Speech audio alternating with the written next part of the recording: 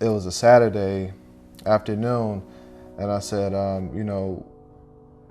want to get married next Sunday, and I want to give my wife, a dream wedding. In a week, I was able to purchase her ring. And we already agreed that we were going to get married on Wednesday, and it was going to be small, and I didn't have to have a ring, and we were just going to get married to go on that right path for what God wanted us to do. And everything was planned, her dress, her bridal party, guests, a wedding at the boathouse, and debt-free.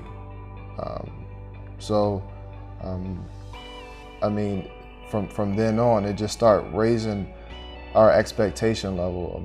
If the things that we've already talked about and been through, if you can do this, it started equipping us with that knowing. After we were married, we moved in with my mom, and we were living in the bedroom that I grew up in. And so at this point, we're kind of looking for somewhere to move to, somewhere to live. But every Sunday after church, we would go to open houses in neighborhoods that we knew, we couldn't afford, but we would go to see the best house around. The best house that we could find that was open. And we had applied for apartments and got denied at every one we applied for. Right. So we kind of had given up. We said, okay, well, maybe God's plan is for us to stay with William's parents. Maybe that's what he wants us to do. So we said, okay, well, we need to focus on our relationship with God and make that our priority, and the rest we just got to trust him to come through with. And so all we did was go see places that we couldn't afford or that we liked. So at this point, I left the company that we were working together for, and it was a gentleman that I met when I was working there, and we became real close. And he was just like, you kind of remind me of, he was an older gentleman, remind me of myself when I was your age. So he kind of, would just check in on me. And so I was able to ride with him here to pick up his car. And on the way down, he was like, man, I've been thinking I need to do something with my house because my wife got a new job. And I said, what are you thinking? And he said, well, you can rent it out or pay the mortgage, until you're ready to buy the house.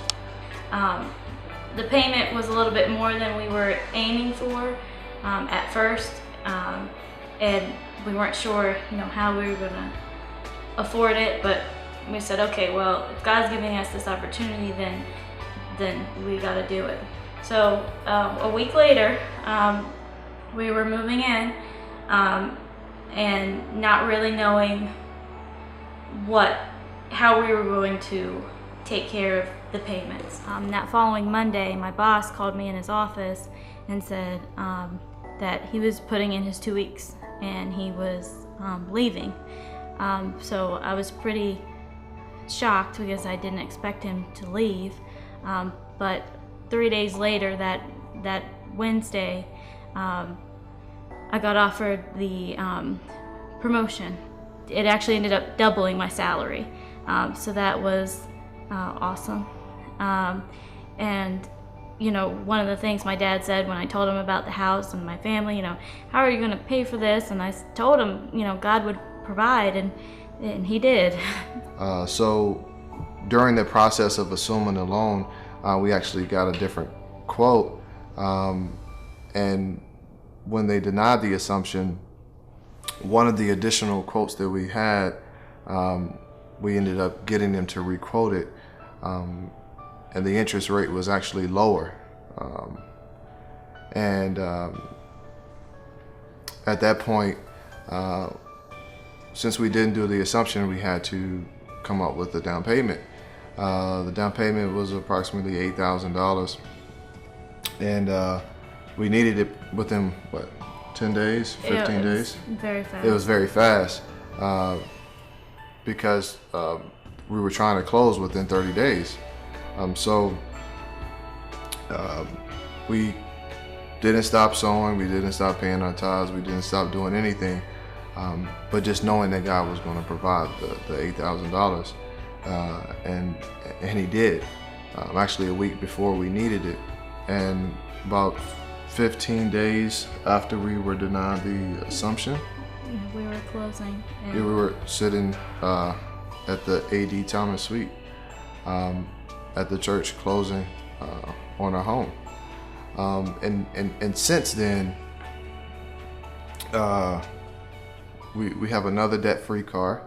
My mother sewed in to us camera equipment, which was worth about $10,000. Everything that she sewed into us, and more because she keeps sewing into us. So it's just everything, every step of the way. When we would go a little farther for God, He would go a little farther for us, which was, it's just, we don't deserve any of it, and that's the amazing part.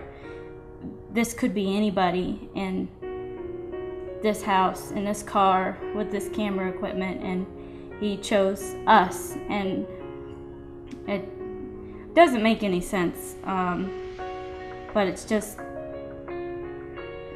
how good He is. You don't have to deserve any of it. He just gives it to you because of who He is.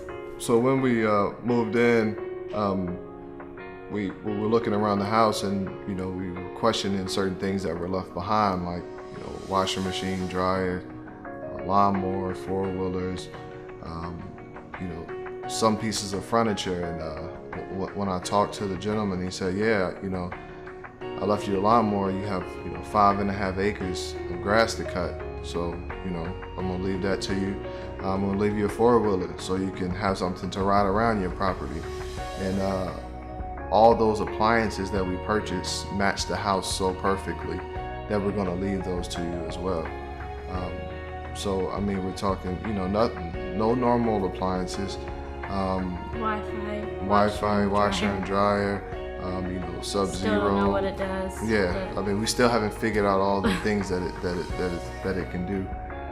But not only the appliances, but there's different details about the house that, the granite countertops, the slate floors, the bathrooms, and things fireplace. Everything is custom in the house. Right. Him and his wife picked out every little piece, and there's no detail left.